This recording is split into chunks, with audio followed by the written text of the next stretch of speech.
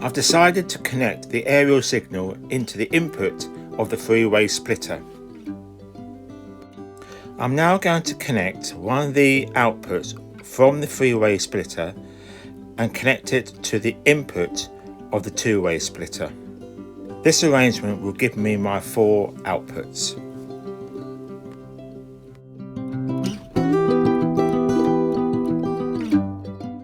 You can of course message me for any information that you require, and if you can, please like and subscribe. And please bear in mind that if you use the three-way splitter, each output will give you 1/3 of the signal. This means that 1/3 of the signal will go to the input, in this case the two-way splitter. That means that 1/6 of the signal will be coming from the two-way splitter.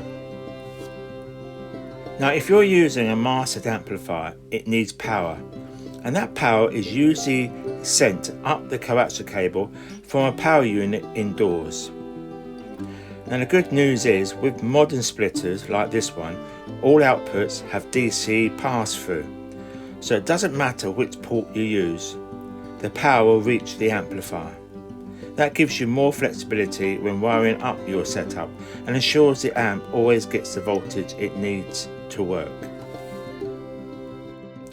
Now the signal from the splitter has to be strong enough to handle the reduction.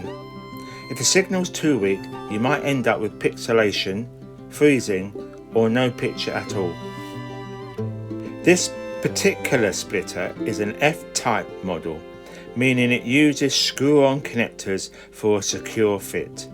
It's also metal encased, which adds durability and helps keep out moisture, making it ideal for use in lofts or outdoor enclosures where damp or water could otherwise cause problems.